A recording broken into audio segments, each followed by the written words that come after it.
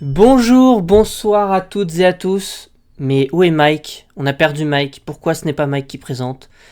Et non, malheureusement, le PC de Mike on a eu ras-le-bol de monter des vidéos du podcast et il a pas rendu son âme, mais presque.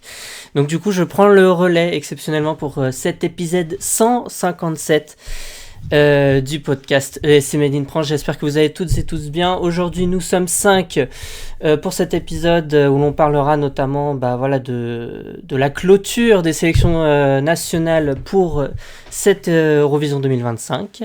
Je suis en compagnie de Brian. Bonsoir Brian. Bonsoir. Je suis également avec Alexandre. Bonsoir Alexandre. Bonsoir, et qu'est-ce que je le comprends, son PC pour le montage, c'est très chiant.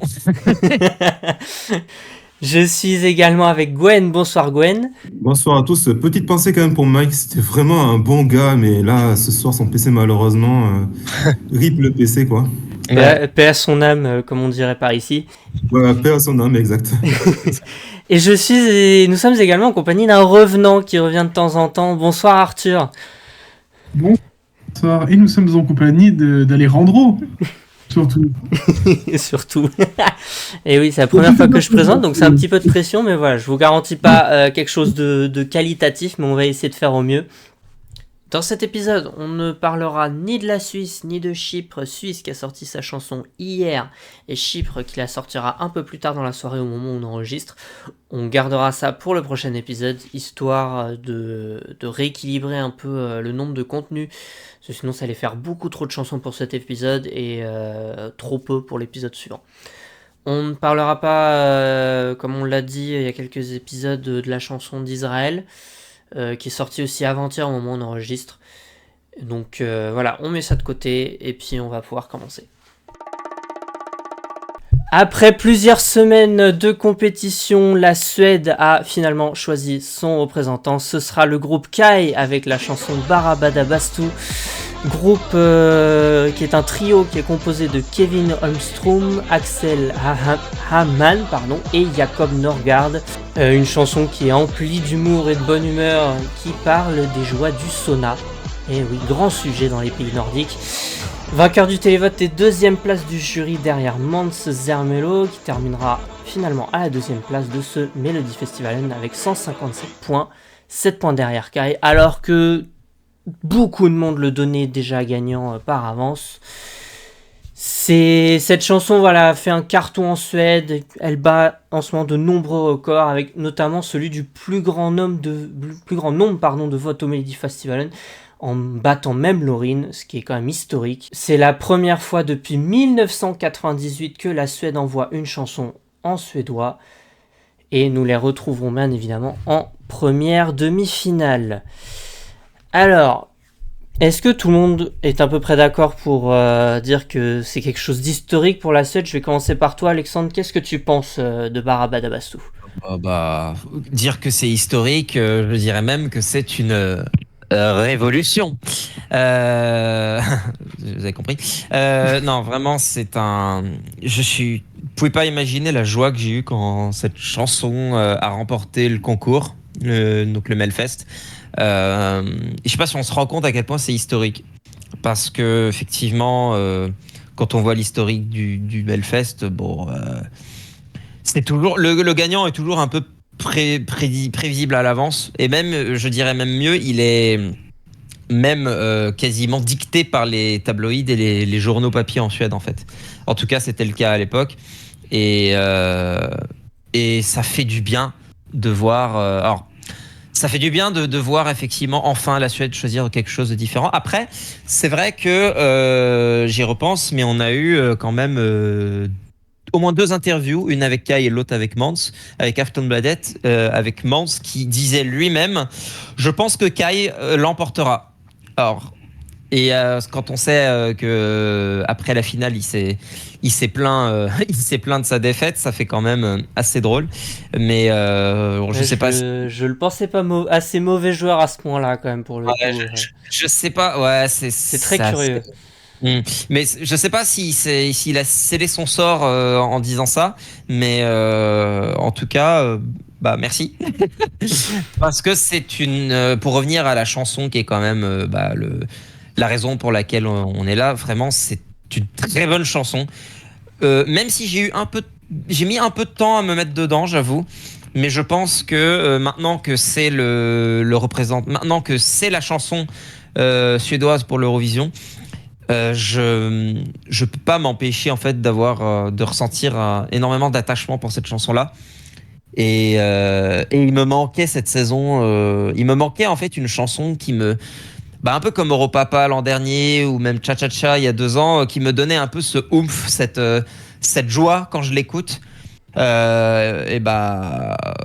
celle-là. Et je pensais pas que ça viendrait de la Suède. Si on m'avait dit avant la saison que ce serait déjà la Suède qui m'offrirait ce genre de plaisir, et que en plus ce serait littéralement le groupe, les participants tout en dernier dans les pronostics du Melfest, parce que oui, il faut rappeler quand même que ils étaient derniers des bookmakers au tout début de la compétition, et quand leur chanson a été révélée, ils sont sautés deuxième. Ils ont même pas remporté leur demi-finale d'ailleurs aussi.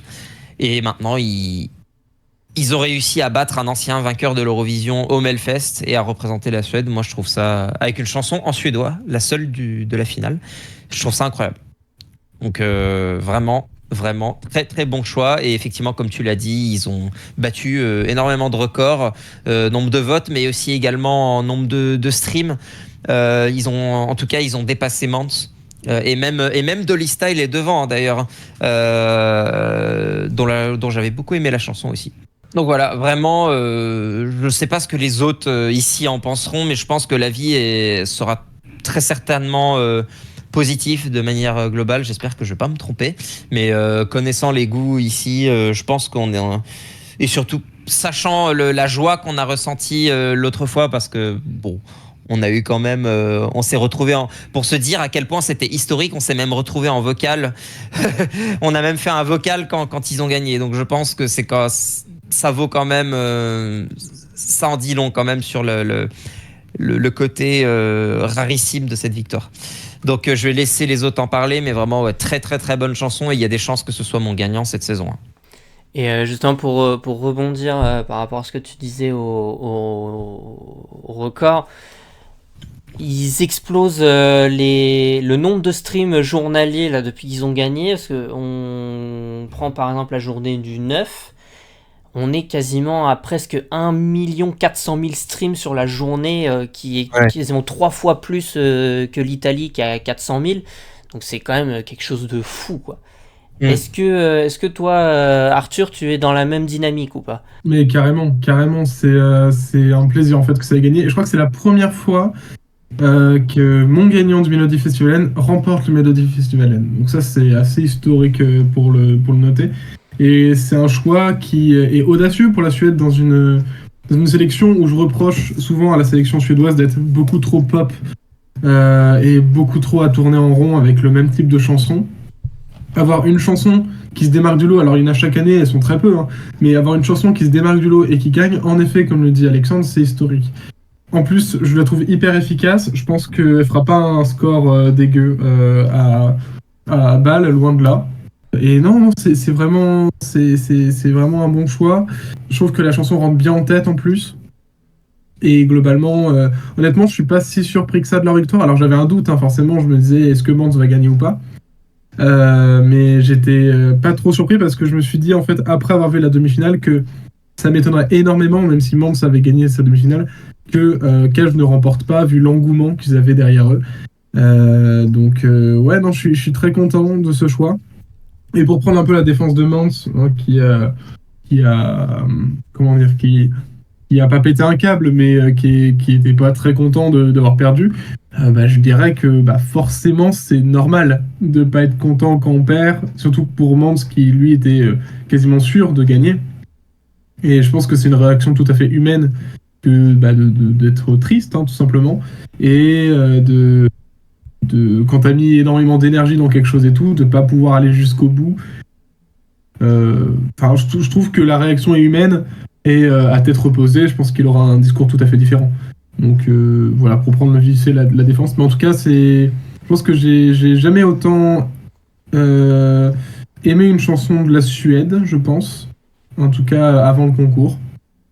Et, euh, et non, j'ai très hâte de voir ce qu'ils vont faire. Et pour moi, c'est la première fois qu'ils prennent un risque depuis plusieurs années. La dernière fois, je pense que la dernière fois qu'ils avaient pris vraiment un risque, c'était, enfin, une sorte de risque entre guillemets, hein. C'était, je pense, avec The Mamas en 2020. Et encore, du coup, c'était pas allé jusqu'au bout vu que l'Eurovision est annulée.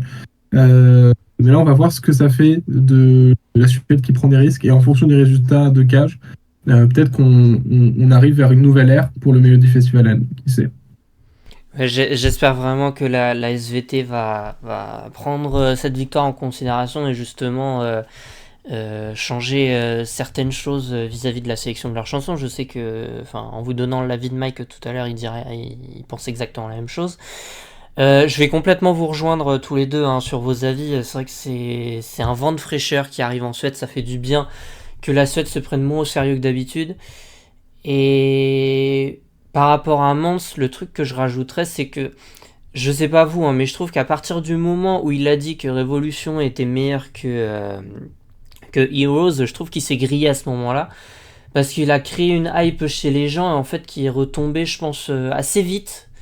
Notamment quand on a eu les premiers avis vis-à-vis de sa chanson. Donc je sais pas si c'est un avis partagé ou pas là-dessus. Je vais laisser la parole maintenant à ceux qui ont suivi ce Melody Festival, et je pense notamment à notre cher Brian, justement, qui voyait Mans gagner.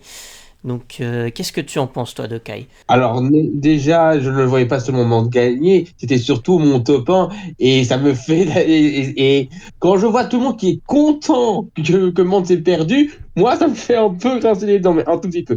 Mais sinon, je l'ai toujours dit, Cage était forcément le meilleur choix après Mante de toute façon.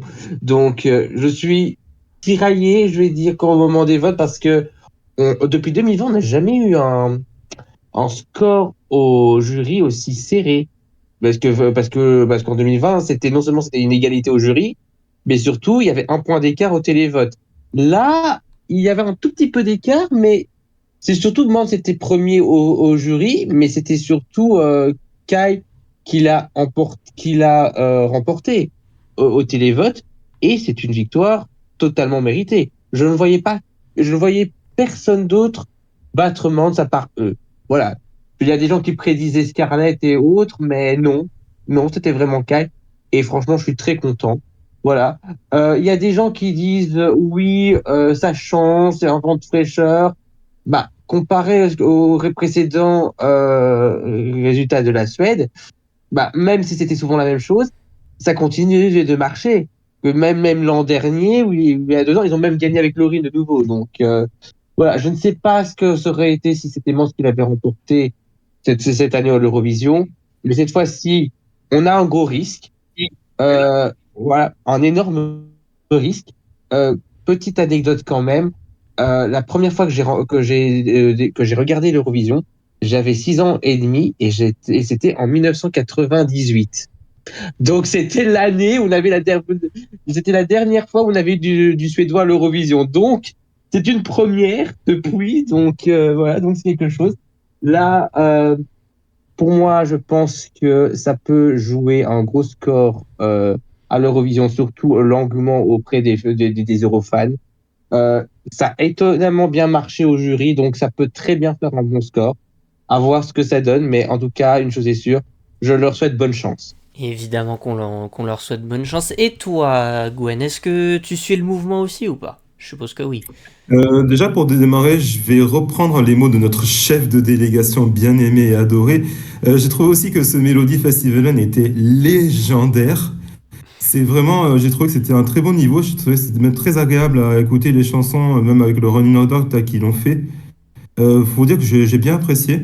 Et surtout de mettre Cage à la fin, c'était vraiment une très bonne idée. Et je pense que je pense que ça les a probablement bien aidés à remporter cette édition.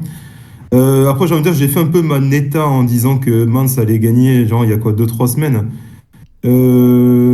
J'avoue que je me suis fait bien fait avoir, comme quoi, il faut jamais aussi dire Il faut toujours attendre que le drapeau à damier ait baissé pour dire voilà qui a gagné. Donc, ça me gêne pas qu'ils aient gagné. Je trouve qu'au contraire, comme ça a été dit, c'est une grosse prise de risque.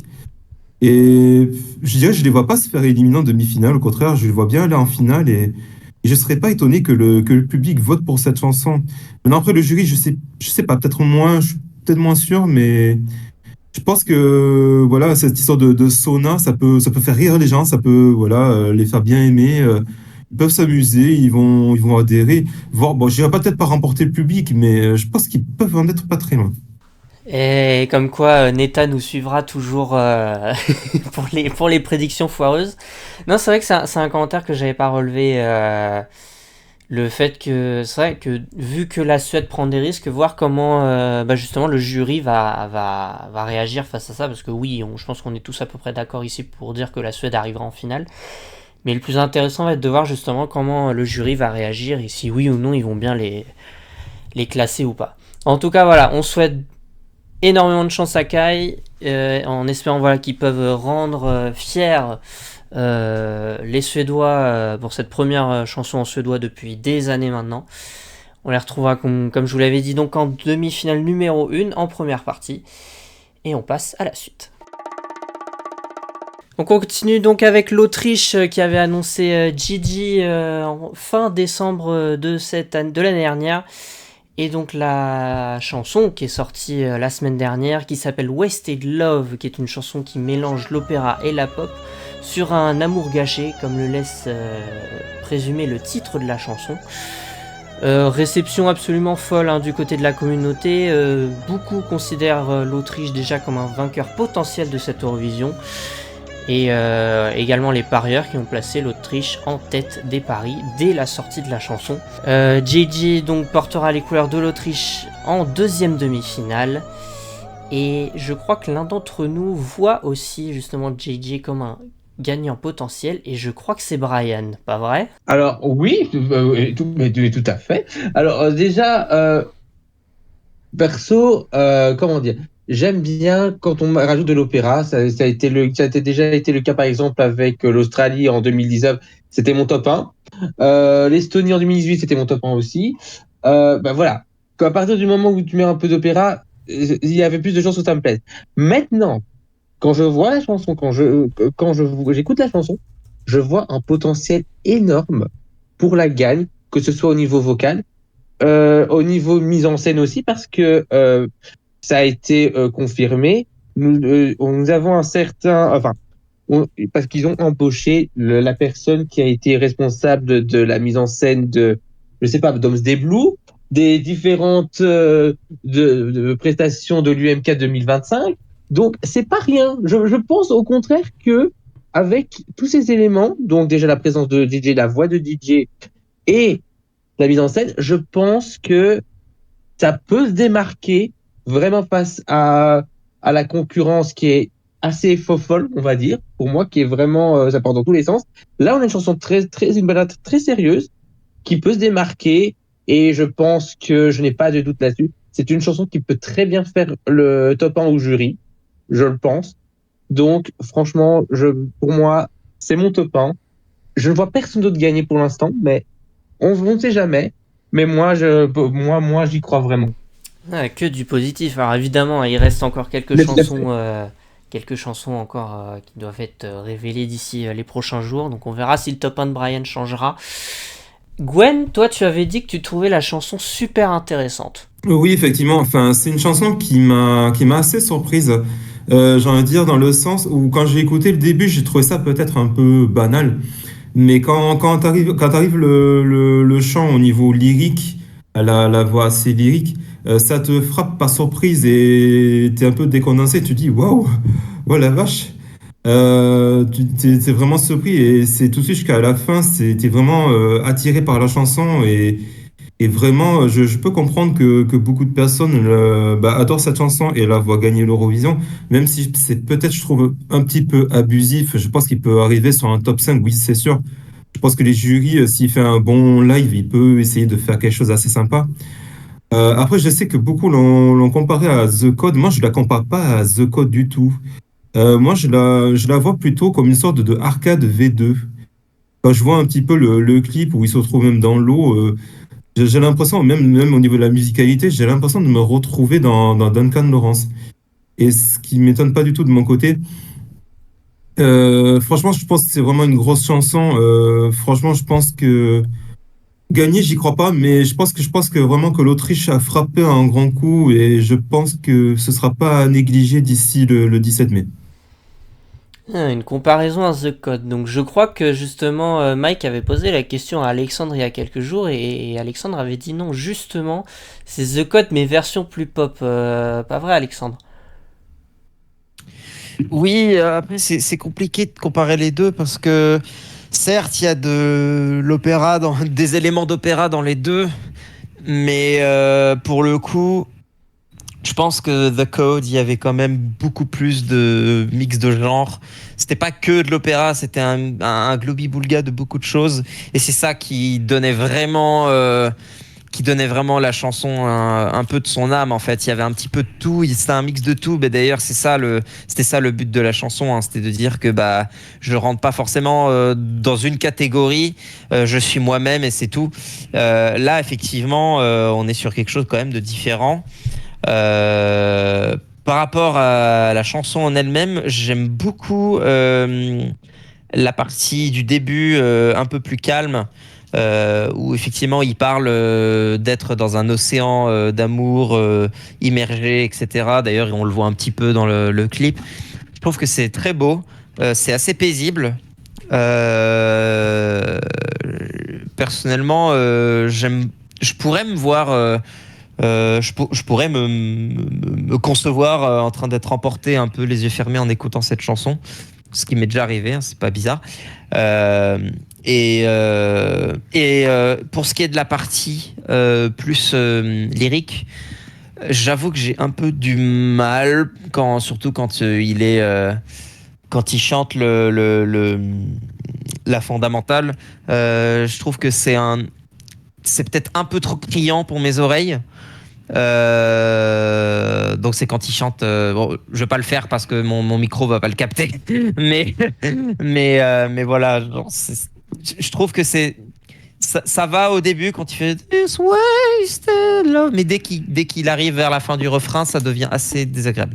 Et pour le coup, la dernière phase un peu plus avec le beat, j'avoue que c'est vrai que ça fait forcer. C'est vrai qu'il y a des gens qui trouveront ça peut-être un peu over the top.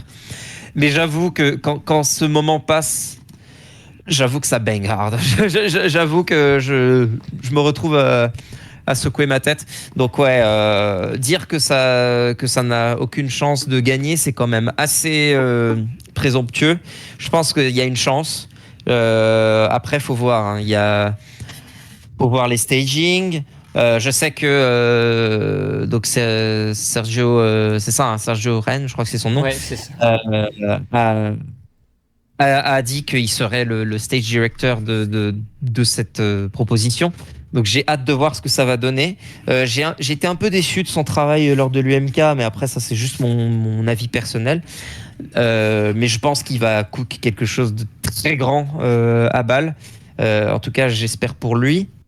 Mais voilà, il y a encore d'autres chansons. Il y a la France notamment qui attend et qui d'ailleurs, je sais pas si je sais pas si c'est officiel, mais on a eu des infos notamment qu'il y aurait éventuellement un bon stage directeur aussi pour la chanson de la France, donc à voir. Donc en tout cas, il y aura de la compétition et cette Eurovision sera très intéressant. Donc ouais, une bonne addition à la line-up.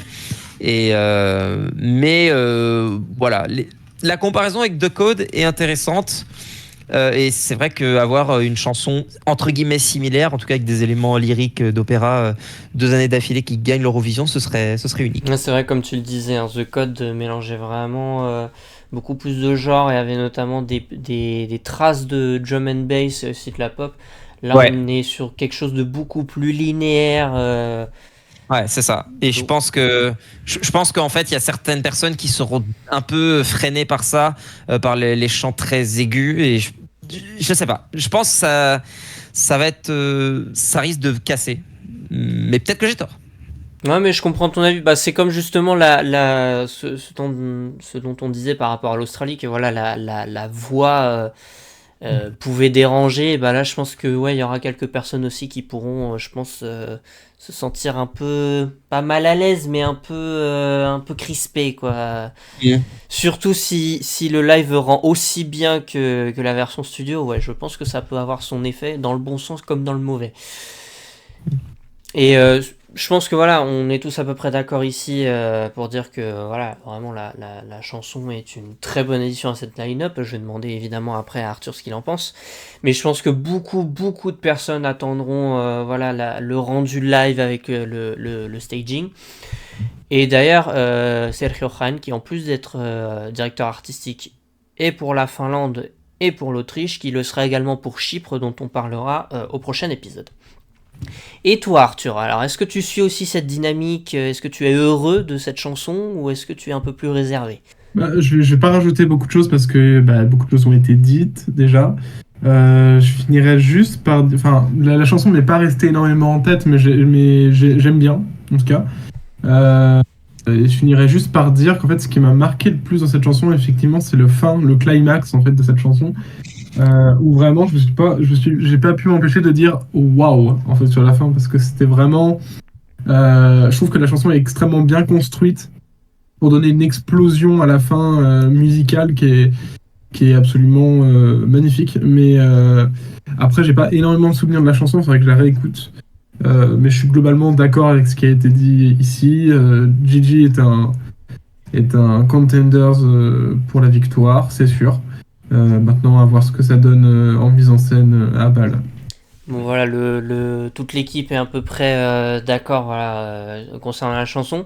Même Mike qui disait au début qu'il pensait que Gigi allait NQ, puisque comme il le dit lui-même, il faisait un délit de faciès le concernant. Et voilà, le voir en haut des paris, ça le surprenait. Mais il dit voilà, je reconnais totalement qu'il va cartonner au jury, même au public, il peut convaincre. C'est pas tous les pays qui ont un chanteur d'opéra avec une voix pareille. Plus Sergio à la MES, ça peut offrir un live vraiment de fou. L'Autriche est dans son top 20 pour l'instant, mais il apprécie quand même la chanson et il comprend ceux qui l'adorent. Donc voilà, on souhaite bonne chance à la JJ pour cette chanson complètement différente de ce que l'Autriche a eu l'habitude d'envoyer ces dernières années. Et on espère voilà, que la prestation live sera absolument magique. Après des semaines et des semaines de spéculation, ça y est, le Royaume-Uni s'est enfin décidé et a confirmé les dires d'une partie de la communauté. C'est le trio Remember Monday avec la chanson What the Hell Just Happened qui représentera le Royaume-Uni cette année à Bâle. Un groupe donc, c'est un trio entièrement féminin composé de Lauren Barnes, Oliane Hull et Charlotte Steele. Une chanson à l'aspect comédie musicale qui a quand même pas mal divisé la communauté. C'est Arthur qui doit commencer à en parler. Qu'est-ce que tu penses du Royaume-Uni ? C'est une proposition, pour le moins, un peu originale, je trouve, quand même, pour le Royaume-Uni. Alors, de là, je vais commencer. Je suis pas hyper fan de la chanson. Clairement, je suis très partagé sur d'une part, son efficacité, mais aussi sur tout simplement mon appréciation, en fait. Que diable vient-il de se passer, le nom de la chanson en français? C'est effectivement ce que beaucoup de gens se sont demandé après avoir écouté cette chanson. J'ai vu des gens dire que ça faisait très comédie musicale. C'est peut-être ce mix un petit peu à la fois pop et à la fois un peu ballade qui peut faire penser à ça, et ce côté un petit peu acting dans la voix des chanteuses.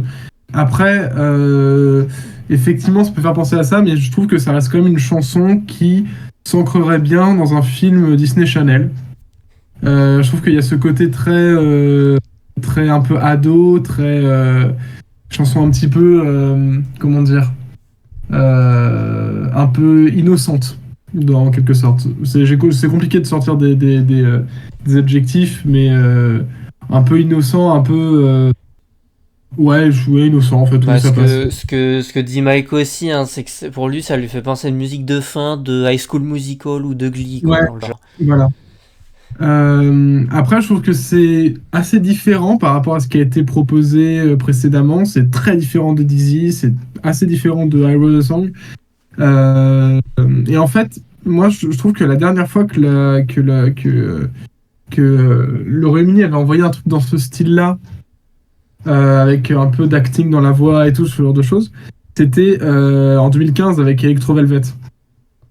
Still in Love with You. Je sais pas pourquoi j'arrive à. Enfin, je fais ce rapprochement entre ces deux chansons. Pour moi, elles paraissent assez similaires dans la démarche que fait la BBC et dans la construction musicale, même si c'est pas le même genre du tout. Donc, en soi, je pense que ça va se cracher. Il y a de grandes chances pour que ça se crache en finale. Après, on n'est pas à l'abri d'une surprise, hein. Mais je pense qu'il y a de grandes chances pour que ça se crache en finale. Cependant, je la trouve pas mauvaise. Disons que c'est pas un bon choix pour être dans la compétition, mais c'est pas non plus un mauvais choix musical. Genre, c'est une chanson qui ne joue pas la gagne, mais qui est pas non plus mauvaise à entendre, quoi. Donc, je suis ni plus ni moins sur cette chanson. Donc voilà, vraiment, la chanson, t'es vraiment en mode Osef, quoi. Bah, pas Osef, parce que c'est une proposition qui est quand même plutôt originale, je trouve. Mhm. Mais clairement, c'est pas la chanson qui retient mon attention le plus, quoi. Ce qui n'est pas le cas d'ailleurs de Gwen, hein, qui je crois limite regrette Holly Alexander et Mae Muller. Bah, carrément, je te le fais même pas dire. Au moins c'est C'est clair. pas ça, c'est que, en fait, ce qui m'ennuie avec cette contribution du Royaume-Uni, c'est qu'en fait, en 2022, ils finissent deuxième avec Sam Ryder, qui était quand même une grosse chanson, quand même. Enfin, même si je l'aimais pas de base. Et bon, on voit que Mae Muller, elle a complètement foiré son stage, bon, ce qui fait qu'elle a fini avant-dernière. Dizzy s'est pris 0 du public, alors que Holly et Alexander, ils en attendaient, mais des tonnes et des tonnes.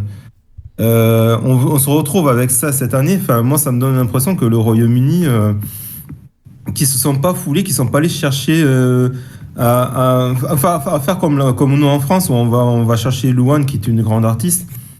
On va chercher ce groupe, on ne sait pas d'où ça sort, et d'où le titre de la chanson. On se demande, mais que diable, qu'est-ce qui s'est passé au Royaume-Uni, quoi.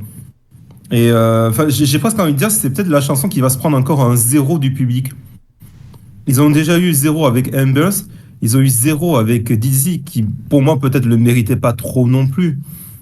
Parce que quand même, Holly Alexander, c'était pas si mauvais que ça, c'était peut-être un peu trop spécial pour le public. Mais là, c'est comédie musicale. Bon, elles chantent bien, enfin, elles ont une belle voix. Je pense que peut-être que le jury il va peut-être pas trop faire les crevards. Ils vont se dire, bon, allez, c'est bon, on va vous donner des points, et puis allez-y, prenez-les, quoi. Mais pour moi, ça fait pas. Enfin, si limite, je suis désolé à dire, mais ça fait pas Eurovision du tout. Enfin, je ne vois pas ça pour l'Eurovision. Ou alors, il faut vraiment que le staging soit vraiment. C'est qu'ils aient mis le gros paquet. Mais moi, ça me donne pas l'impression. Enfin, pour moi, le Royaume-Uni retombe dans ses travers. C'est fort dommage parce que on sentait qu'en 2022 qu'ils se donnaient un nouvel élan, mais j'ai l'impression que à croire que 2022 c'était juste vraiment une chance totale et que derrière faut retrouver un niveau de malade, ils ont vraiment du mal, quoi. C'est dommage. J'espère que l'année prochaine qu'ils vont se rattraper. Après, qui sait, je peux me tromper. S'il faut, ils vont peut-être finir dans le top 10, mais bon, je pense que j'y crois pas une seule seconde. Bah, c'est vrai que ce qui est curieux avec la BBC, c'est malgré le nombre de spéculations, ils arrivent toujours à nous décevoir entre guillemets. Il y a quelques années, et encore même cette année, on parlait de Fleur East, il y a eu aussi des spéculations pour FK Twigs, pour Callum Scott, je pense aussi Mais à... Rima Sawayama aussi. Voilà, j'en ai Rina parlé. Sawayama aussi, quand c'était l'an dernier, je crois. Et c'est vrai que on a l'impression que ouais, le groupe sort un peu de nulle part. Et justement, par rapport à 2022, je crois que Alexandre est complètement de ton avis, Gwen, parce que lui aussi pense que 2022, c'était bel et bien un coup de chance, en fait. Carrément. Carrément. Le problème, en fait, c'est que le Royaume-Uni, ils ont eu pas forcément de la chance, parce que c'est une chanson qui...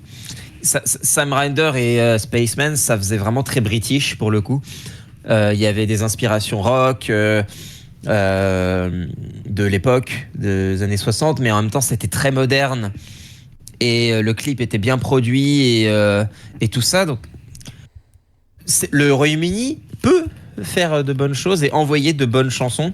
Surtout que je crois que c'était une chanson de son album, hein, il me semble. Je vais pas dire de bêtises. Il me Pardon. semble que oui, ouais. Donc c'est pas comme si c'est pas comme si le Royaume-Uni avait s'était retourné les pouces en mode bon alors comment on peut faire pour gagner l'Eurovision après s'être pris 2 fois 0 points. Non, ils ont juste pris un artiste et ils ont pioché dans sa discographie et c'est tout. C'est littéralement ce que l'Italie fait tous les ans en fait. Donc enfin plus ou moins. Mais Si je peux juste préciser, Sam Ryder, ils ont aussi pioché quelqu'un qui était très populaire sur les réseaux sociaux, TikTok et tout. oui, Qui, mais justement, ça veut bien dire que ils ont des artistes de ce calibre qui ont de l'expérience, des qualités. Donc pourquoi s'en priver? Et donc pour revenir à la chanson, il y avait un truc avec Spaceman, un truc indéniable. Et donc parler d'un coup de chance, je sais pas, mais en tout cas, c'est clair que le Royaume-Uni était dans sa phase, on va dire, un peu de succès, mais maintenant c'est fini parce que ça fait après nous avoir pondu Mae Muller et Oli, dont la chanson que j'avais bien aimée, mais après s'être pris là le 0 point, je pense que malheureusement ils vont. J'avais prédit qu'ils allaient retomber et bah j'ai l'impression que c'est ça. Parlons de la chanson en elle-même. Voilà, c'est une chanson qui est ok, qui pourrait être sympa dans une comédie musicale mais le problème étant que je déteste les comédies musicales. Je suis désolé. Voilà, j'ai pas grand chose à dire de plus. C'est pas mauvais, mais moi je vois vraiment pas un monde où c'est bien mis en scène et où ça rapporte plus de points que Oli en tout cas l'an dernier. Vraiment pas. Donc ouais, désolé. Désolé Royaume-Uni. Mais ne sois pas désolé, voyons. Donc voilà, avis mitigé pour le groupe. Est-ce que toi, Brian, tu es aussi dans cette dynamique? Alors, je pense que déjà, je n'étais pas fan de la chanson de Mae Muller en 2023. J'étais pas fan de Dizzy l'an dernier. Celle-ci, je la préfère un tout petit peu, mais c'est pas foufou non plus.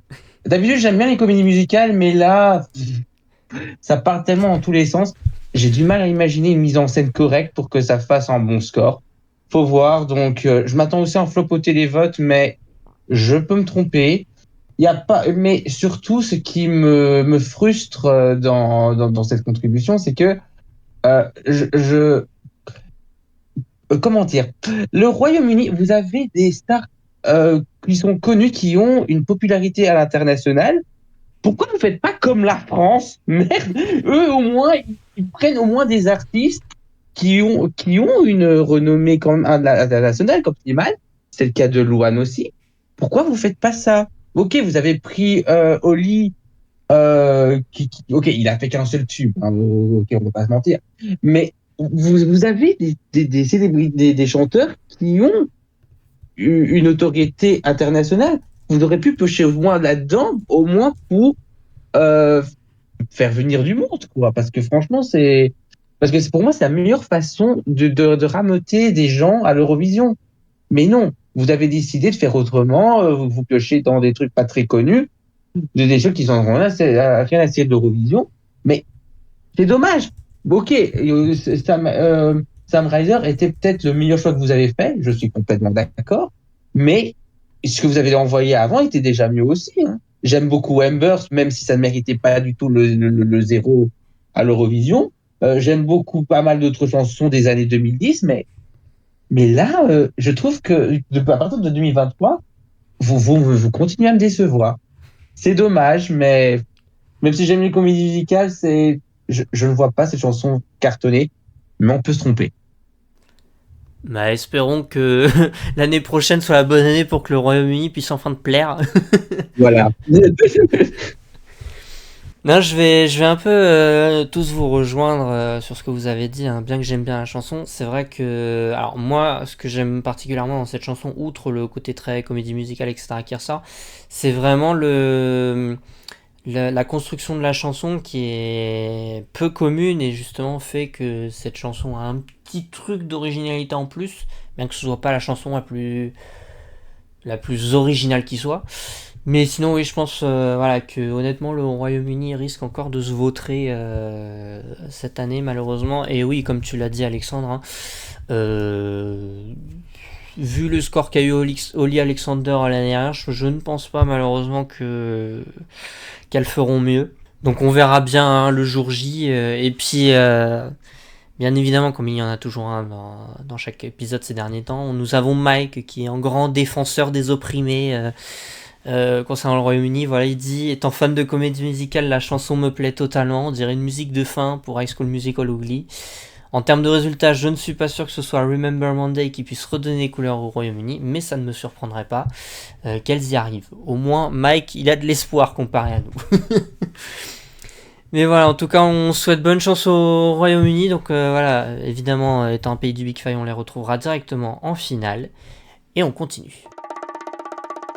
On continue et on va en Europe centrale avec la Tchéquie. Adonis avait été annoncé début décembre et nous avons eu enfin sa chanson Kiss Kiss Goodbye. Donc titre forcément très attendu par la communauté puisqu'Adonis est déjà pas mal connu de la communauté Eurovision. Une chanson globalement bien accueillie par la commu, bien qu'il y ait un élément qui ait pu perturber pas mal de monde, qui est le dance break en toute fin de chanson. On aura l'occasion d'en reparler. Donc Adonis défendra les couleurs tchèques en deuxième demi-finale. Et on va commencer par Gwen. Est-ce que toi, Gwen, la Tchéquie a su satisfaire tes attentes ? Je trouve que la Tchéquie, c'est plutôt surprenant, mais dans le positif. Je ne m'attendais pas vraiment à ce type de chanson. Vraiment, je pense qu'Adonix, il a créé une très très bonne chanson.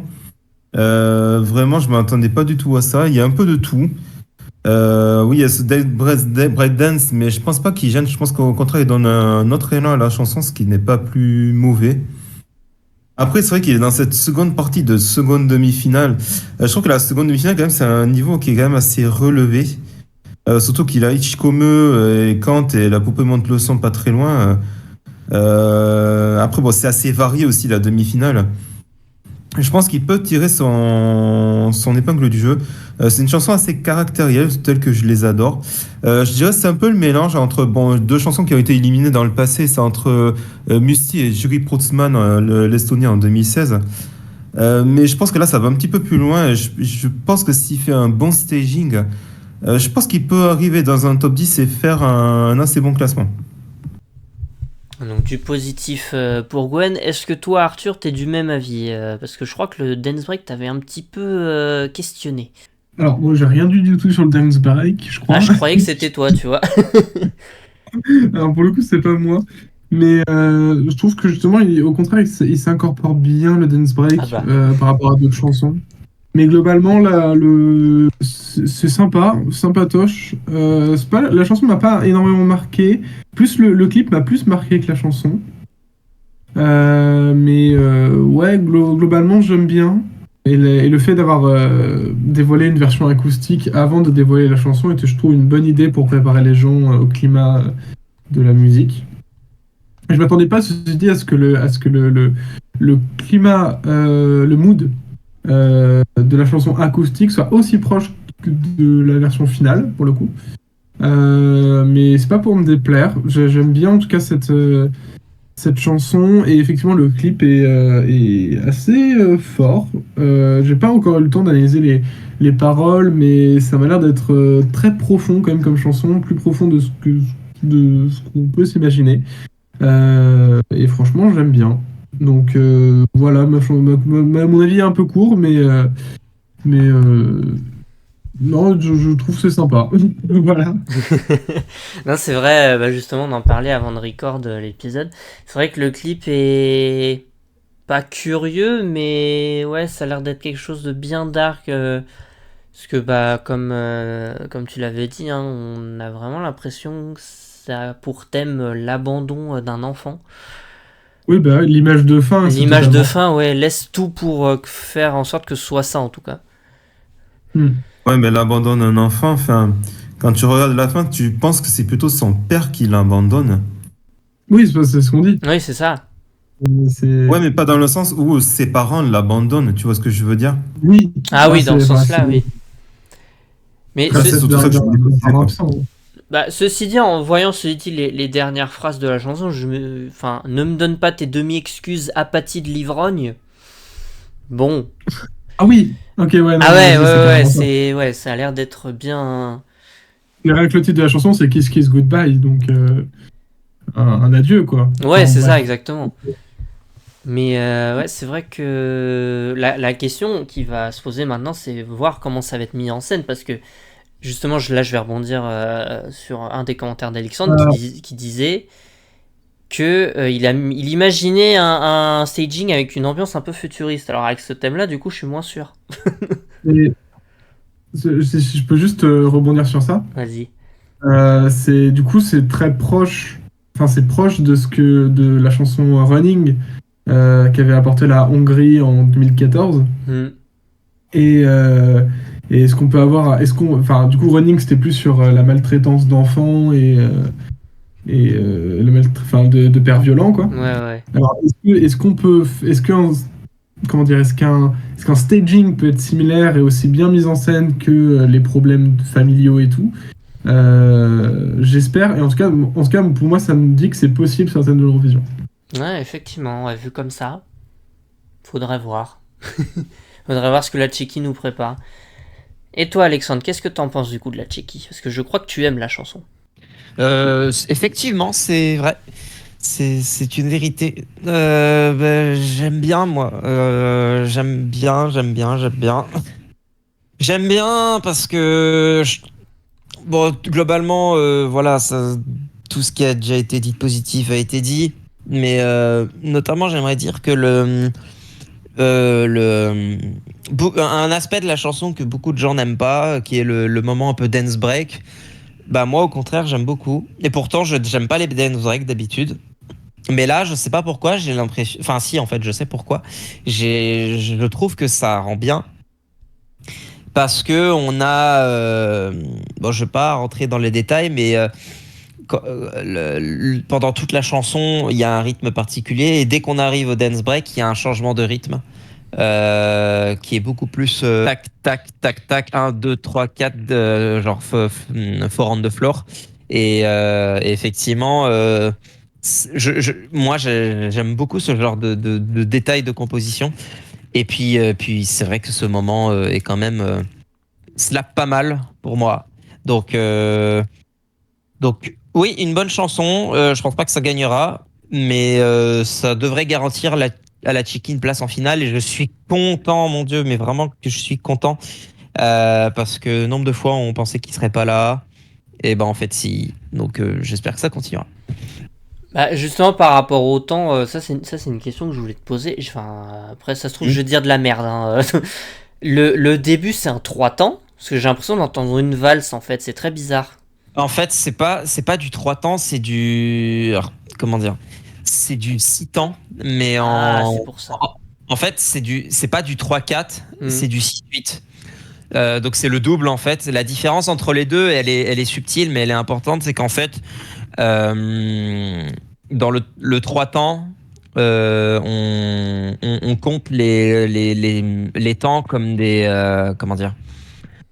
Euh, En fait, pour expliquer, le 3-4, c'est du binaire et le 6-8, c'est du ternaire. Voilà, exactement. En fait, on compte pas les. En fait, en trois temps, en binaire, du coup, on compte les temps forts.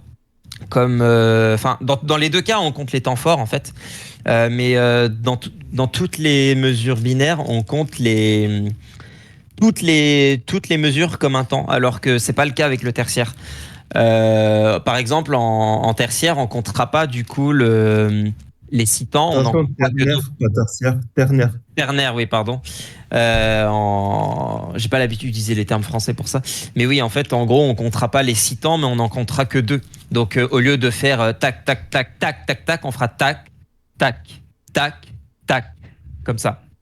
Et voilà. Et au début, donc, c'est du 6-4, du 6-8, pardon. Et après, on revient sur du four on the floor classique lors du dance break. Voilà.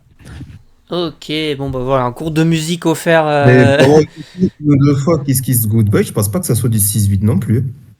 Je peux me tromper, mais non. je réécoute à tête reposée pour que je puisse bien le entendre. Pour moi, vu le rythme là, quand j'entends Kiss Kiss Goodbye, pour moi c'est du 6-8, hein. Ou éventuellement du 12-8 si vraiment tu veux. Ouais, j'aurais peut-être dit 9 ou 12-8, ou peut-être à la limite, parce que le 6-8, c'est quand même plutôt pour des marches. Et Kiss Kiss Goodbye, c'est pas une marche, c'est comme une balade.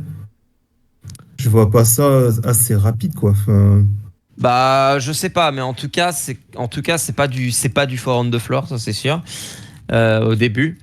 Euh, et ce changement de rythme, j'aime beaucoup. Ouais, voilà, un cours de musique gratuit offert par Alexandre et Gwen, ça vous rappellera vos cours de musique du collège. Et toi, Brian, est-ce que le dance break te gêne ou est-ce que tu trouves que ça va complètement avec la chanson? Ça me gêne un peu, mais en fait, tout dépendra du live parce que ça me rappelle une chanson que j'aime pas, c'est-à-dire Israël 2023. Le dancehall m'avait complètement dégoûté du reste de la chanson. Mais quand j'ai vu ça en live, ça m'a complètement fait changer d'avis.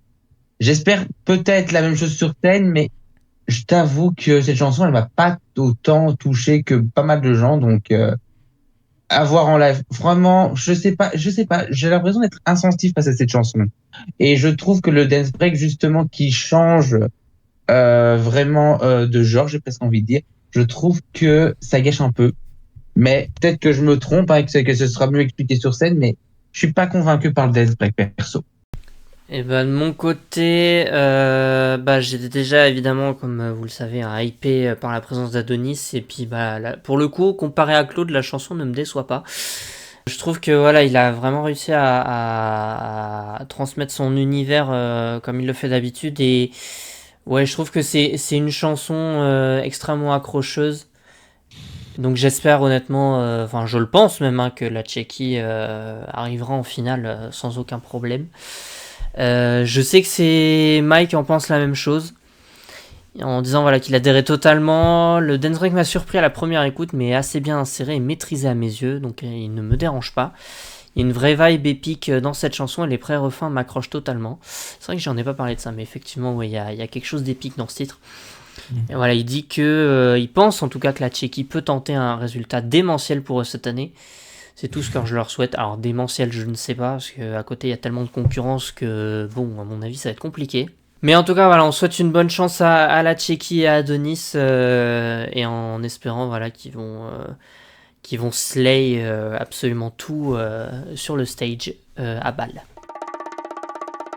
On continue avec le pays qui a clôturé cette saison de sélection nationale, et je parle évidemment du Portugal avec son Festival da Canção, qui a vu la victoire donc du groupe Napa avec la chanson Deslocado. Donc c'est un groupe qui est composé de Diogo Gois, Francisco Souza, João Guilherme Gomes, João Lourenço Gomes et João Rodrigues. Une chanson indé qui parle du mal du pays et de la nostalgie du chez-soi, plus précisément de l'île de Madère dont ils sont originaires.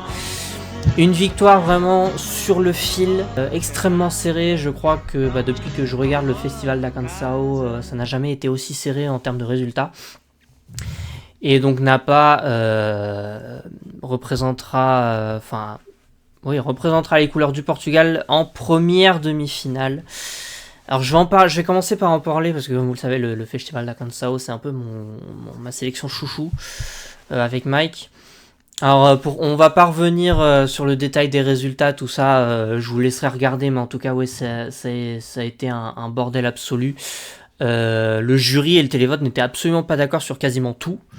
ce qui est d'habitude très rare. D'où la preuve des 12 points de NK de la part du télévote en finale. Avec Mike, en tout cas, je vais faire pareil, mon défenseur des opprimés vis-à-vis de Nappa, parce que franchement, je trouve la chanson très cool. Il y a une vibe très positive, bien que le thème de la chanson ne le soit pas. Ça représente, je trouve, parfaitement le Portugal et cette vibe justement qu'ils transmettent d'habitude. Et justement, je trouve qu'il y a ça me rappelle un peu justement le saudade, alors qui est un mot qu'on peut pas traduire par chez nous, mais voilà, ce sentiment un petit peu nostalgique qui ressort, etc. Donc voilà, moi je suis complètement conquis. Alors évidemment, je m'y attendais pas à leur victoire comparé à Mike. Je pensais vraiment voir Josh ou Fernando Daniel. Je ne pensais pas que Diana Vilarinho, qui était ma première, allait finir deuxième. Et franchement, elle a fait représenter le résultat à même pas 0,007%, je crois, des voix. Elle aurait pu prendre un 6 points et représenter le Portugal, ça aurait été une folie aussi. Mais voilà, je vais pas m'étaler, je vais vous donner l'avis de Mike, qui me suit aussi. Voilà, qui disait mon top 1 tout simplement. Je comprends les fans déçus de ne pas avoir Josh ou Fernando Daniel, mais je les trouve très durs avec Nappa. C'est une chanson parlant de nostalgie et ça se transmet parfaitement en instrumental. J'avais déjà ce sentiment de nostalgie avant de lire le texte et c'est pour ça que je voulais les voir gagner. En termes de résultats, c'est comme d'habitude. Je pense que les gens sous-estiment le Portugal, ils vont surprendre les gens et j'ai hâte de voir ça. Mettre Nappa dans ces derniers dans son classement personnel est une honte sans nom. Ça, je crois que Gwen, ça t'est adressé, si je peux me permettre. Je sais pas pourquoi, je me sens tellement visé que c'est du jamais vu. Bah justement, explique-toi. Faut dire que je me suis cassé quand même la nénette à regarder cette sélection jusqu'à 2h du mat samedi soir pour que ce groupe vraiment, mais qui m'ennuie, mais à un point, gagne cette édition, mais à un point, mais alors c'est vraiment la plus grande arnaque du siècle. Mais si vous, vraiment, bon, j'ai pas regardé la Sabi, mais quand on voit les résultats de la Sabi qui étaient très what the fuck, je pense que les résultats du Portugal étaient encore plus what the fuck que la Sabi. Moi j'avais Diana Vilarinho en numéro 1, mais cette chanson était tellement magnifique. C'était presque enfin, c'est comme si on avait Saudade de Maroc qui revenait, qui ressortait, on va dire, du tiroir du Portugal. C'était vraiment magnifique. C'était très bien, Saudade. Et surtout qu'en plus que Kotovia, Diana Vilarinho a gagné le jury, a eu un 12 points. Elle a eu que des 10 points presque. Quand j'ai vu ça, j'ai dit non, miraculeux, ouais. C'est hyper fort de sa part, quoi. C'est vrai que tout le monde disait que Fernando Daniel et Josh, oui, bon, pourquoi pas, c'était pas très mal. Mais Fernando Daniel était pas très loin, il lui manquait un point. Hein. Il était à 16, je pense que, bon, je sais pas si 17 il aurait pu, mais c'était vraiment dans un mouchoir de poche. Et j'ai une pensée pour NK aussi. Quand j'ai écouté NK, je me suis dit, mais le Portugal, vous osez vraiment envoyer ça? J'ai fait, mais si vous faites ça, je vous mets dans le top 10, dans le top 5 de l'Eurovision direct. C'était vraiment d'une originalité, mais la plus absolue. Enfin, j'aurais jamais vu le Portugal envoyer du hard rock à l'Eurovision. Hein. C'est un peu, oui, dans le genre, quoi, un peu comme Atari ou un truc comme ça, quoi. J'ai dit, mais non, mais si vous faites ça, le Portugal, vraiment, je vous adoube, je vous adore, mais c'est tout de suite, quoi. Et là, malheureusement, le soufflet est complètement retombé. On se retrouve avec ce groupe, cette chanson, mais qui est complètement ennuyeuse. Enfin, je veux dire, quand ils vont se retrouver dans cette première partie de première demi-finale, où tu vas avoir les Suédois avec leur sauna, Justina avec son Gaïa et le Espresso Macchiato et tout le tralala, je pense que ça va faire assez bizarre quand même d'avoir cette chanson en plein milieu. Voire même à côté, je préfère Clemen avec How Much Time Do We Have Left. Pour moi, le Portugal, j'ai envie de dire, malheureusement, enfin, je sais que Mike les adore. Bon, Mike les a premiers, moi je les ai pour l'instant 33e sur 34. Donc pour l'instant, moi je dirais que ça sent plutôt le roussi pour eux que vraiment la première place pour l'Eurovision. C'est vrai que juste pour revenir vite fait sur le sujet NK, c'est quand même une folie. La seule qui a repêché à plus de 50% des voix et clairement qui a presque un tiers des voix du télévote en finale, c'est vrai que c'est complètement une folie, surtout pour le Portugal. Ça se voit que les Portugais voulaient quelque chose de complètement différent, ce qui aurait été quand même incroyable, faut dire les termes. Alors est-ce que toi Arthur, est-ce que t'es un peu plus enthousiaste concernant Nappa ou est-ce que t'es comme Gwen et tu es déçu ? Alors, j'aime bien quand il y a des chansons qui sont un peu particulières à l'Eurovision. Celle-ci, elle est un peu particulière dans le sens où elle est très calme, très très douce. Et c'est une douceur qu'on a rarement vue à l'Eurovision. Donc j'aime bien, mais en même temps, c'est pas totalement ma came. Mais j'aime bien en tout cas cette proposition. Et effectivement, waouh, mais quelle session de vote bordélique qu'il y a eu au Portugal, j'avais jamais vu ça. Je suis un peu déçu que Enka n'ait pas gagné, en effet, parce que c'était un petit coup de cœur. Ça, malheureusement, fallait s'y attendre. Hein. Oui, il fallait s'y attendre, mais vous me connaissez, hein, je suis très fan de tout ce qui est proposition un peu rock et autres alternatives à l'Eurovision. Et franchement, c'était une proposition plutôt cool. Et je m'attendais à une victoire de Josh. En plus, je me suis un peu attaché à Tristeza, que c'est une chanson que j'aime beaucoup. Donc j'étais d'autant surpris que cette chanson gagne. Mais elle est pas mauvaise en soi. Après, je pense que c'est pas une chanson qui est faite pour aller très loin à l'Eurovision. Je pense que la chanson, au niveau de la qualification, la chanson n'a pas les moyens de se qualifier, MDR. Oh, il était facile celui-là. Facile, mais il fallait que quelqu'un la fasse. Ouais, non, elle est bien, mais ça va pas aller loin, malheureusement. Je pense que... Alors, sauf surprise, hein, on sait jamais, mais je pense que la chanson, à la première écoute des gens le soir, je pense pas que les gens seront interpellés par cette chanson. Mais elle est bien. Ouais, c'est plus côté personnel que vraiment compétitivité pure Eurovision pour le coup.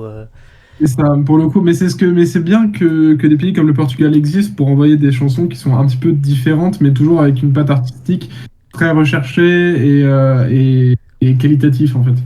Mais bon, pour le coup, là le niveau compétitif passe totalement à la trappe, je pense.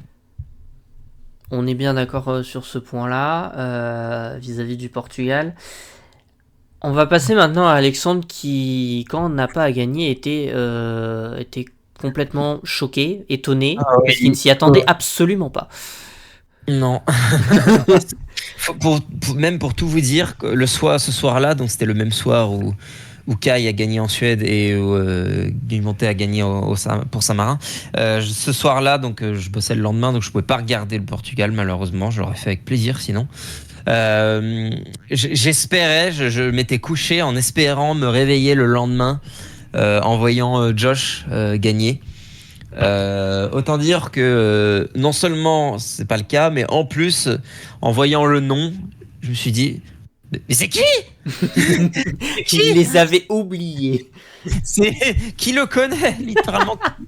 Qui connaît cette personne? Non, voilà, je m'attendais à voir au pire un NK ou un Fernando Daniel, tu vois, des noms qu'on répétait. Surtout que NK aurait dû gagner. Enfin bref, mais voilà, c'est pas le cas. Et donc, c'est décevant. Donc, on va faire avec ce qu'on a. Donc la chanson, je vais pas trop dire mon avis parce que ça commence à être un long épisode, mais globalement c'est très inoffensif comme chanson. Le texte est très joli par contre. De ce que j'ai compris, ça parle de quitter sa terre natale parce que je crois que le chanteur vient des Açores, il me semble, ou quelque chose comme ça. Ouais. Madère, voilà. Et pour rejoindre la métropole. Ce qui est un message que je peux totalement comprendre et apprécier, mais la chanson ne rend vraiment pas justice à ça et c'est dommage. Donc j'ai peur que le Portugal se retrouve à rester dans les demi-finales pour la première fois depuis cette décennie en fait, depuis 2019. Ce serait vraiment dommage, mais je crois bien que ça va arriver. Hein. Ouais, j'ai quand même envie d'y croire à une qualification. J'ai quand même envie d'y croire. Je me doute bien dans ta part. Non, mais j'ai envie d'être enthousiaste, tu vois. Je me dis, allez, quand même. Ouais. Et non, c'est que justement, Mike disait dans son commentaire que beaucoup de gens sous-estiment le Portugal. Ce que Brian pensait exactement avec Black Mamba. Mais là, je crois que cette année, c'est pas le même cas. Alors, on va se mettre les choses au clair. qu'on aime ou qu'on déteste. Je vais dire On les va pas- termes.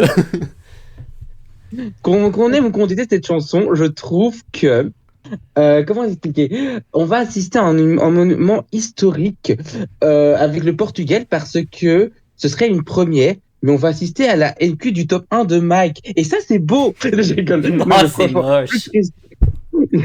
non, je rigole.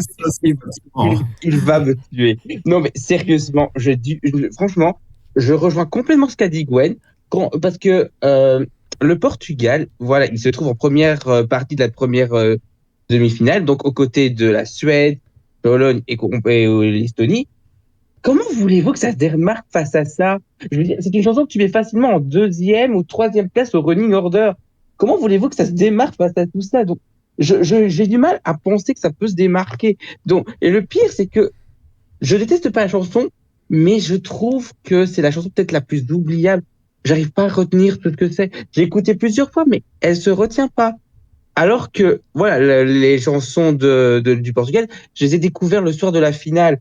Et je t'avoue que NK, Josh ou encore Diana, je retiens plus facilement ces chansons-là que Napa. C'est dommage, hein, parce que je ne serais pas contre mais que une qualification, mais face à Black Mamba, Sodad ou même l'an dernier, je ne vois pas se qualifier, malheureusement. Voilà. Et Black Mamba, franchement, c'est ma chanson préférée du Portugal depuis, de ces dernières années, si je compte pas Salvador Sobral. Mais voilà, j'ai du mal avec la chanson de Napa, malheureusement. Bon, on restera à 2, enfin 3 même, parce que faut pas que j'oublie quand même Arthur, on restera à 3 face au monde. Et si je peux juste préciser un truc par rapport à la session de vote au Portugal, je pense que c'est une des nombreuses preuves qui font que ce coup-là de faire des votes genre 1 à 12 points pour le jury, 1 ou 12 points pour le public, c'est pas une bonne idée en fait. Parce que la plupart du temps, les gens sont pas contents du résultat. Genre, c'est mieux quand il y a plus de points, quand c'est proportionnel, quand c'est avec. Le fait de tout réduire à 1 à 12 points, comme ils le font, quand ils l'ont fait au Monténégro, comme ils le font en Lituanie, comme ils le font en Lettonie et tout, c'est pas une bonne idée en fait. Mais bref, voilà, c'est juste ça. Voilà. Ah non, mais je te rejoins complètement là-dessus, par contre, ça c'est un fait. Ça c'est un fait. En tout cas, on souhaite bonne chance à Napa lors de cette première demi-finale, et bah évidemment que on espère avec Mike qu'ils se qualifieront, on y croit. Et on termine cet épisode par le petit de la famille Eurovision, Saint-Marin, qui ne cesse de surprendre et qui a choisi Gabry Ponte pour les représenter à Bâle avec la chanson Tutta l'Italia. Alors Gabry Ponte, que l'on connaît évidemment parce qu'il faisait partie du groupe FL65, qui est devenu connu mondialement début des années 2000 grâce au titre Blue Dabody, mais qui a aussi fait partie de la famille Eurovision en ayant, il me semble, composé, si je dis pas de bêtises, Allo de Lumix et Pia Maria, qui avait représenté l'Autriche il y a quelques années. Tutta l'Italia, voilà, une chanson extrêmement festive qui n'est pas inconnue pour celles et ceux qui ont regardé le festival de Sanremo cette année, puisque ça a été le thème principal du festival. Et donc Saint-Marin sera en première demi-finale. Alors évidemment, on va commencer par l'avis du principal intéressé. Notre cher Mike, qui est complètement fou depuis la victoire de Gabry Ponte, et qui dit voilà, bandeur d'Italie de Sanremo que je suis, je ne peux qu'être extatique face à ce résultat, quel bonheur. À mes yeux, nous avons 2 chansons de Sanremo cette année, tant Tutta l'Italia fait partie de la semaine Sanremo sans être candidat, d'autant qu'il devait l'être à la base, mais que ça n'a pas pu se faire car Gabry ne chante pas lui-même la chanson. C'est festif, c'est fun, ça reste en tête. Si Saint-Marin ne passe pas en finale avec ça, je ne sais pas ce qu'ils peuvent faire pour passer. Brian, est-ce que tu partages cet avis de notre cher Mike ou pas du tout ? Oui, je suis complètement d'accord. Donc, je ne vois pas je ne vois pas cette chanson faire une cul. Donc, c'est festif. Je crois que c'est peut-être la meilleure contribution de Samarin depuis, je vais dire Zénith, parce que j'aime beaucoup Adrénaline. Je trouve que si avec ça ne se qualifie pas, bah, je comprendrais pas en fait, tout simplement. Mais Garage, je peux comprendre parce que c'était pas top le live. Enfin, leur chanson de 2023, ça par contre, je comprends parfaitement. Achille Loro, non, je comprenais pas non plus. Mais franchement, ça, tout à l'Italia, c'est festif, c'est fun. Faut voir ce que ça donne à Bâle, mais franchement, j'y crois. Donc, nous avons un deuxième heureux. Est-ce que la tendance va se continuer? Je suis très curieux parce que c'est quand même un titre qui est extrêmement apprécié, en tout cas. Est-ce que toi, Arthur, tu suis ou pas? Bah, c'est. Comment dire? Enfin, déjà, je ne connaissais pas Gabriel Ponte. Bon, j'ai appris du coup que c'était le gars d'Eiffel 65. Euh, et du coup, je le connaissais pas et je m'étais pas du tout intéressé à la sélection de Saint-Marin. J'avais juste regardé la première demi-finale, il me semble, ou la deuxième, je sais plus. Et T'as du courage déjà. oui, voilà, non mais c'est que je m'ennuyais, donc j'ai fait un truc. Mais en soi, alors Tutta l'Italia, c'est pas une mauvaise chanson. C'est très, c'est c'est particulier pour l'Eurovision. Enfin, c'est pas particulier dans le paysage musical normal en fait, hein, et je pense que ça peut avoir beaucoup de succès, notamment en Italie. Mais dans le paysage Eurovision, c'est pas anodin d'avoir une chanson comme ça, euh, 100% DJ et tout. Sachant que les DJ à l'Eurovision, il y a un peu de malédiction qui les suit, hein, que ce soit Lumix, que ce soit Darude, etc., etc., et même Groomy. Les non-qualifications en finale, bon, ça se connaît pour les DJ. Mais là, pour le coup, est-ce que Saint-Marin va réussir à avoir un staging assez puissant pour emmener Tutta l'Italia en finale? Bah, en fait, je me pose beaucoup de questions parce que je ne sais pas du tout si ça peut se qualifier en fait. En soi, la musique est sympa, mais il faut vraiment que ça rentre bien en live. Donc, à voir, hein. Je ne sais pas comment ils vont se débrouiller pour le staging. Et c'est une proposition intéressante et pour le moins originale que nous fait Saint-Marin. Donc, mais à la fois, enfin, c'est bizarre parce que c'est à la fois original et à la fois mainstream. Donc, je sais pas trop dans quelle case ranger cette chanson. Mais ouais, j'aime bien honnêtement, et je suis tout à fait client du fait que Saint-Marin se qualifie en finale, enfin, parce que ça fait longtemps, quoi. Effectivement, ça fait longtemps. Et puis oui, c'est vrai que passer de 3 chansons rock à ça, ouais, c'est original sans l'être. C'est très bizarre comme sensation, je comprends totalement ce que tu veux dire. Est-ce que toi, Alexandre, tu penses que Saint-Marin va enfin réussir à briser cette malédiction qui suit les DJ ou va continuer à la prospérer? Rien n'est moins sûr. En fait, c'est frustrant parce que la chanson est un banger absolu et je suis désolé pour toutes les personnes qui ont été traumatisées à chaque fois qu'elle passait pendant le San Remo. Moi, à chaque fois, ça me redonnait la pêche personnellement. Euh, mais euh, mais maintenant que la chanson a gagné, je suis extrêmement content, bien sûr. Mais là, il y a un truc en fait comment dire, me fait chier un peu. C'est qu'en fait, en temps normal, ce serait la chanson qui représente l'Italie. Je n'aurais aucun doute sur le fait que ça ferait un beau résultat. Mais aucun. Mais là, c'est pas l'Italie dont on parle, c'est de Saint-Marin. Et en fait, Saint-Marin, ils ont la manie, la fâcheuse tendance, ou alors la malchance, je ne sais pas, de rendre une chanson qui peut totalement se qualifier, la rendre insupportable sur la scène de l'Eurovision et la transformer en une NQ évidente. Et ça m'énerve en fait.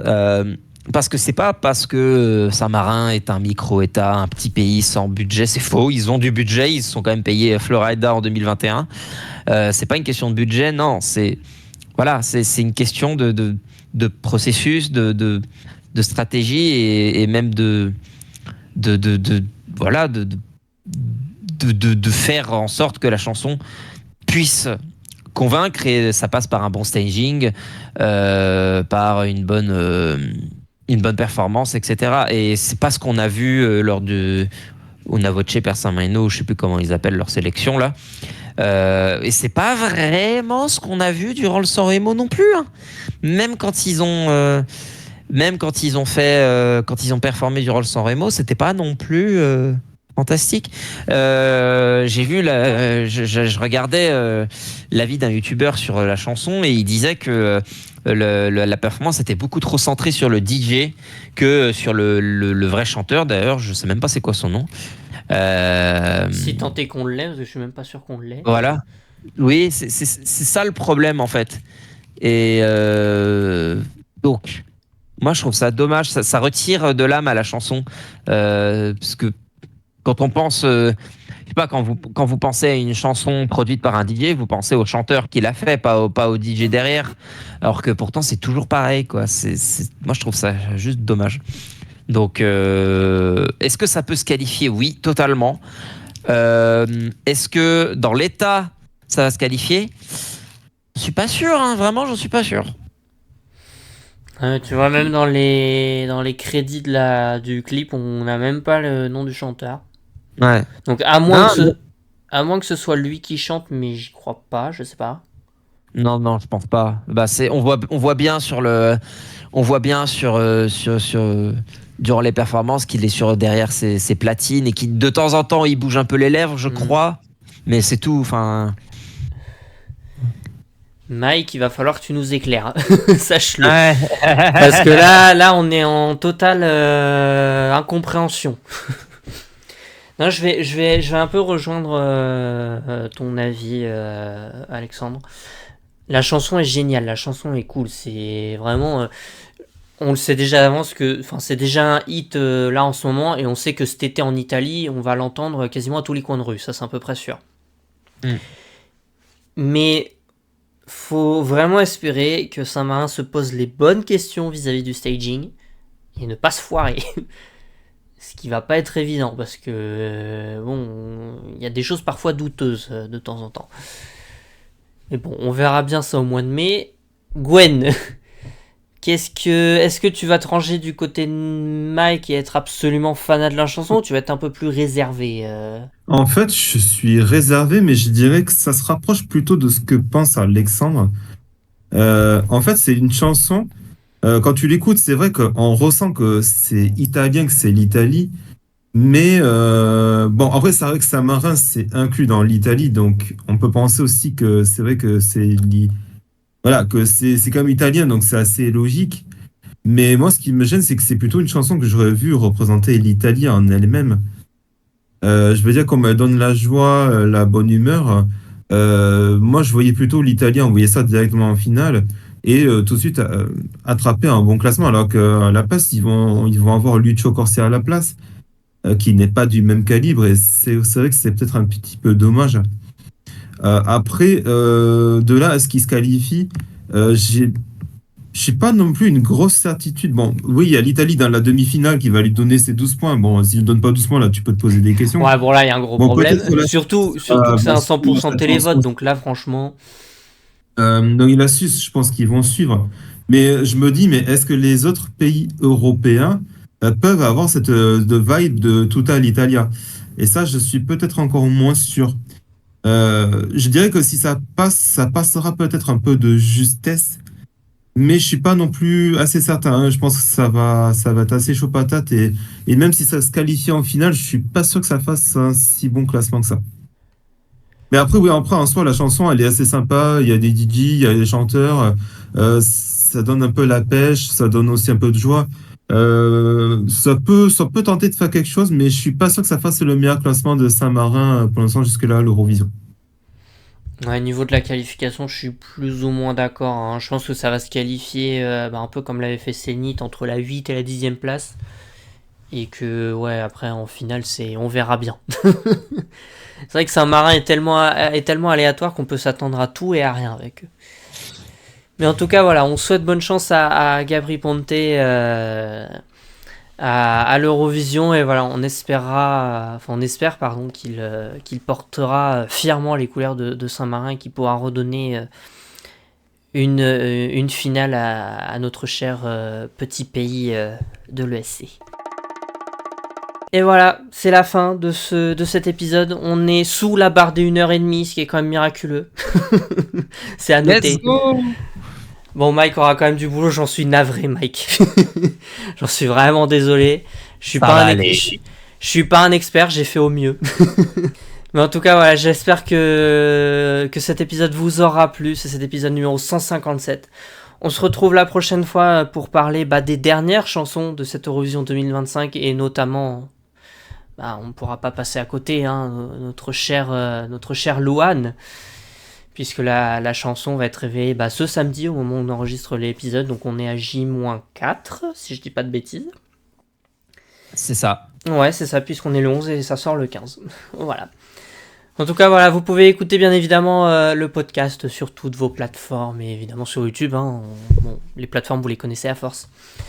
On vous souhaite à toutes et à tous une excellente soirée et Gwen, je te laisse finir ça en beauté. Il est pas là, mais c'est pas grave, je vais lui faire sa place. Allez, ciao, bonsoir. Bonne soirée tout le monde et à la prochaine. Bonne soirée. Bye bye. Bye bye.